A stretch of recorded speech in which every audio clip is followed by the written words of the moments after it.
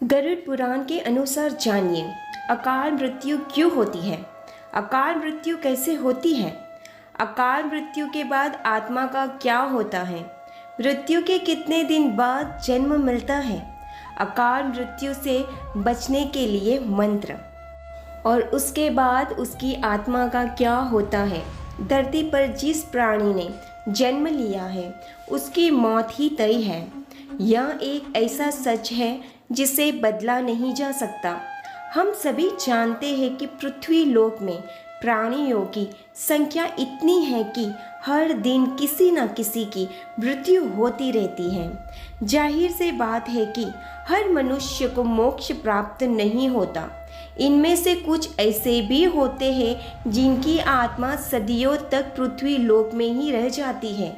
इसका कारण है उनकी अकाल मृत्यु हो जाती है। आपने कई बार देखा होगा कि आए दिन लोग सड़क दुर्घटना या फिर किसी आपात का शिकार हो जाते हैं और अपनी जान गंवा बैठते हैं। ऐसी मौतों को धर्मशास्त्रों में अकाल मृत्यु कहा गया है। अकाल मृत्यु वह स्थिति है जब शरीर का नष्ट हो जाता है लेकिन आत्मा संसार में ही बनी रह जाती है। लेकिन सवाल यह उठता है कि आखिर ऐसा क्यों होता है।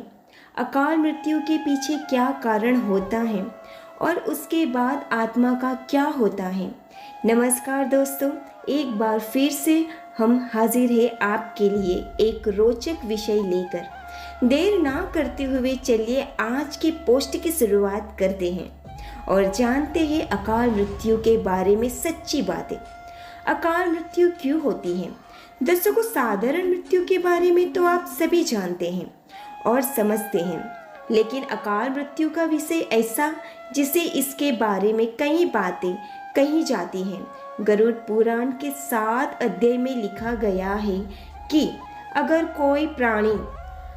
कोई प्राणी भूख से तड़प कर मर जाता है या किसी हिंसा जानवर दोबारा मृत्यु हो जाती है या फिर जहरीला पदार्थ सेवन करने से या फिर पानी में डूबने से अगर किसी मनुष्य की मौत हो जाती है तो ऐसे मनुष्य को अकाल मृत्यु की श्रेणी में रखा जाता है।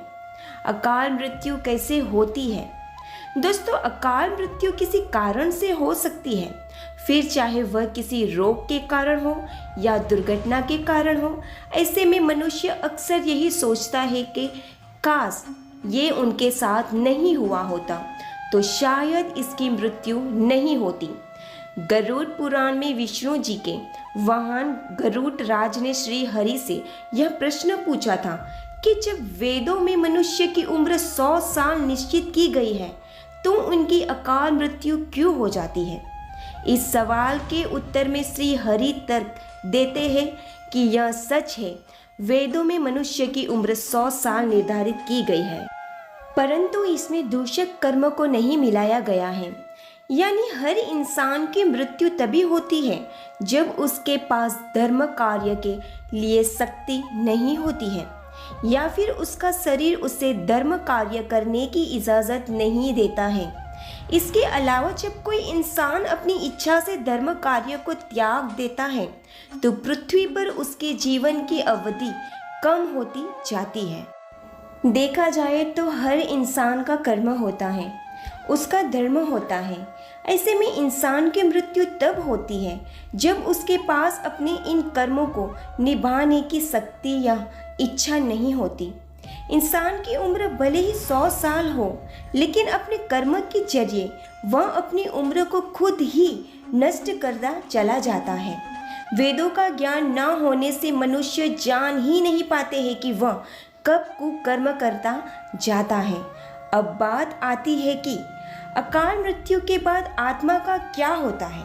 गरुड़ पुराण के आगे विष्णु जी यह भी कहते हैं कि मनुष्य के जीवन के 7 चक्र निश्चित हैं। ऐसे में अकाल मृत्यु को प्राप्त होने वाले जो मनुष्य इस चक्र को पूरा नहीं कर पाते हैं उसे मृत्यु के बाद भी कई प्रकार के कष्ट भोगने पड़ते हैं।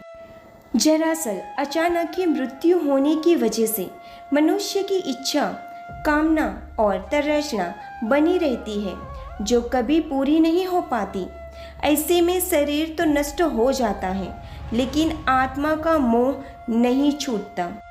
इस स्थिति में अकाल मृत्यु वाली आत्माएं अपने परिजनों या जीवित लोगों को कष्ट पहुंचाती हैं और अपनी मनोकामनाएं पूरी करने का भी प्रयास करती है।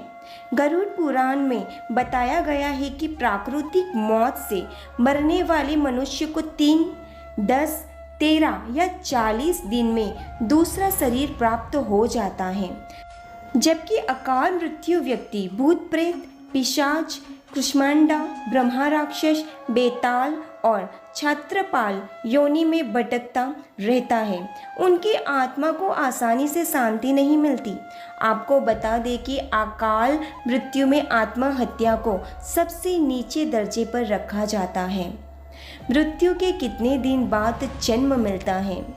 ग्रंथों की दृष्टि से यह एक घिनौना कृत्य है। भगवान विष्णु जी ने गरुड़ पुराण में इसे ईश्वर का निरादर और अपमान कहा है। वह कहते हैं कि आत्महत्या करने वाले मनुष्य की आत्मा पृथ्वी लोक पर तब तक भटकती रहती है जब तक कि वह प्रकृति द्वारा निर्धारित अपने जीवन का चक्र को पूरा नहीं कर लेती। ऐसी आत्मा को ना तो नरक लोक में जगह मिलती है और ना ही स्वर्ग लोक में। ऐसी आत्मा को मरने के बाद भी सबसे कष्टदायी स्थिति से गुजरना पड़ता है।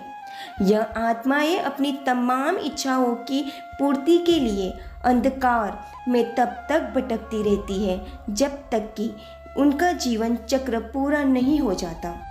आत्महत्या करने वाली आत्माओं का कष्ट को तो दूर नहीं किया जा सकता, लेकिन गरुड़ पुराण में अकाल मृत्यु को प्राप्त मनुष्य की आत्मा की शांति के कई मार्ग बताए गए हैं।